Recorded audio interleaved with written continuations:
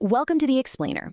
Today we are diving headfirst into an absolute epic of a mythological thriller. We're talking about a story completely driven by colossal egos, the rigid, suffocating bounds of civilization, and the sheer, unstoppable force of untamed nature. We're going to break down one of the most dramatic, jaw-dropping events in Hindu mythology, the Daksha Yagna. We'll see exactly how a deeply personal, toxic family conflict literally cascaded into absolute cosmic devastation. It's wild. Okay, let's dive into this. Because honestly, this isn't just some dusty ancient myth you'd read in a textbook. It is a cinematic tragedy fueled entirely by wounded pride and this desperate, blinding need for control. And that brings us to our central question for today. What actually happens when a father's ego pushes him so far over the edge that he risks destroying the very universe he helped build? Well, let's find out. Section 1. The Unlikely Yirlan. So, our story begins with Sati. She is the youngest daughter of Daksha, who is a Prajapati, basically a lord of creation. Now, Sati is the incarnation of the primordial cosmic energy, Adi Shakti, and she refused absolutely all suitors. She was determined to marry only one being, Mahadeva, or as you probably know him, Shiva. And man, did this spark an ideological war. Just look at the contrast here. To Daksha, who represents this incredibly rigid order, Shiva is nothing but a half-naked addict and an uncouth hermit who rides a bull. But Brahma, the creator, he sees Shiva entirely differently. He sees a free spirit, arguing that his union with Sati is just simple natural law. You literally cannot keep these two apart. So you're probably wondering why the intense hatred. Well, Daksha's grievances were deeply, deeply personal. First off, Shiva had previously decapitated one of Brahma's heads, who happens to be Daksha's own father. Yikes. Shiva had also publicly pronounced Daksha unworthy of worship and totally undermined his authority by lifting Daksha's curse on the moon god, Chandra. But the absolute breaking point, that was when Shiva outright refused to stand up in respect when Daksha entered Brahma's assembly. In retaliation for that slight, Daksha laid down a cardinal rule. The uncivilized Shiva was permanently banned from all divine gatherings. Period. Now that ban prompted an immediate and honestly perfectly prophetic warning from Shiva's loyal mount, Nandi.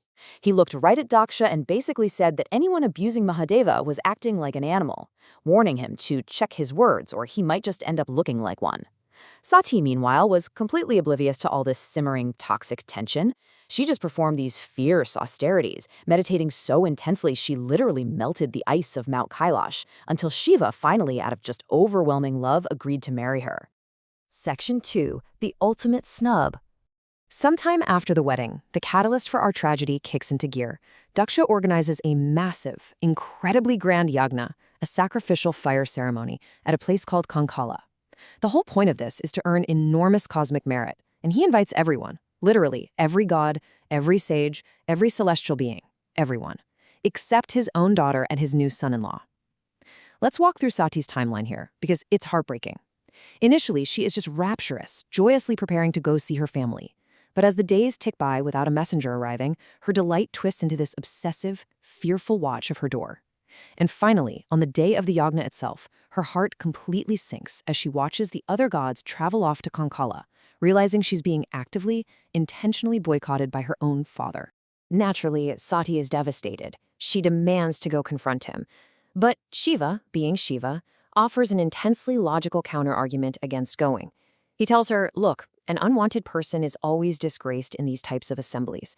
He warns that her mere presence will stir up Daksha's negative emotions and literally contaminate the very rituals he's trying to perform. He even warns that physical harm could befall her with no one there to protect her.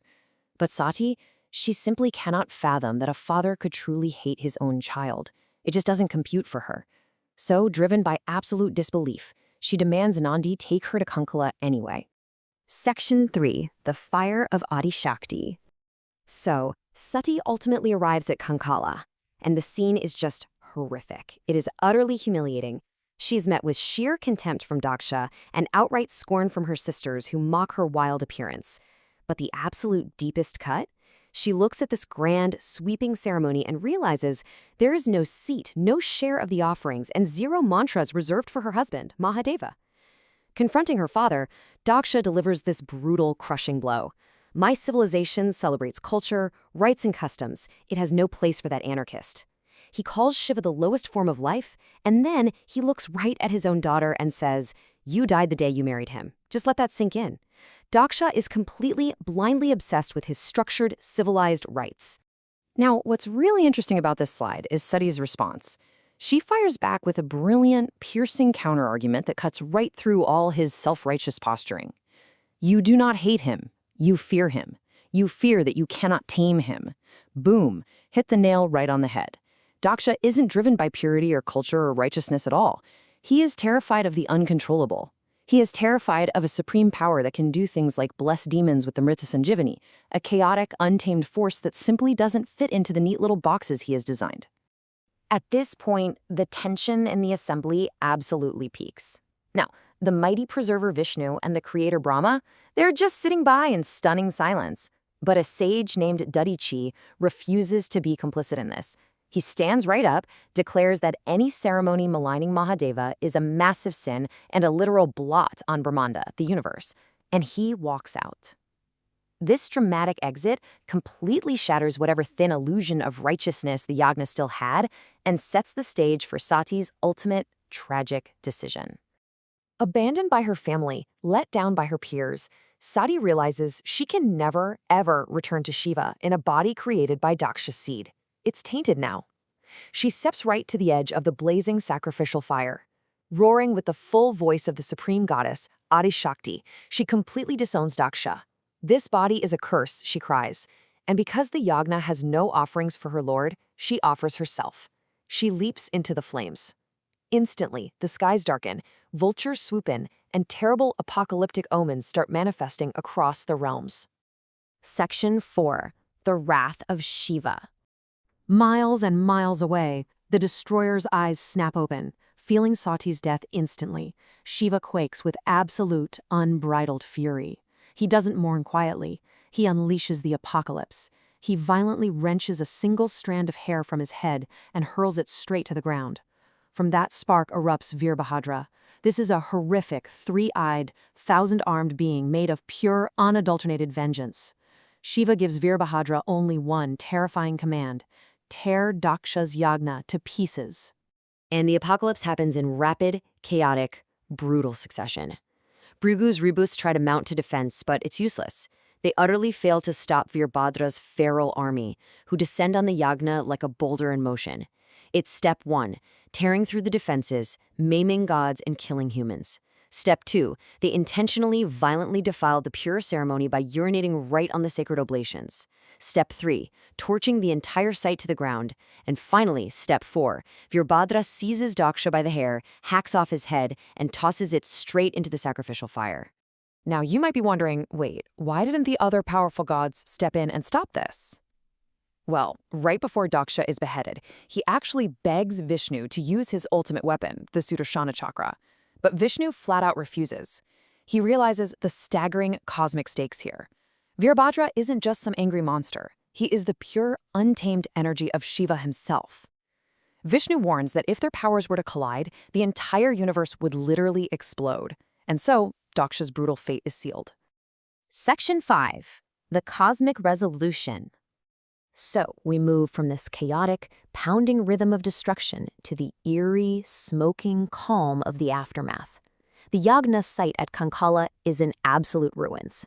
But here's the catch. A defiled, unfinished yagna is a massive cosmic problem. It literally threatens the stability of all three realms. The surviving gods are terrified. They realize that Dadichi's curse has come completely true. Brahma and Vishnu hold a rapid council, and their verdict is absolute. Mahadeva must be pacified. There is no plan B. Only Shiva has the power to revive Daksha and fix the broken universe by allowing the ceremony to finish. Think about that.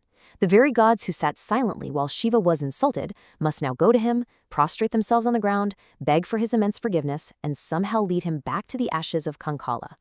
And this brilliantly illustrates the ultimate irony of our story. Remember Daksha's unbelievable arrogance?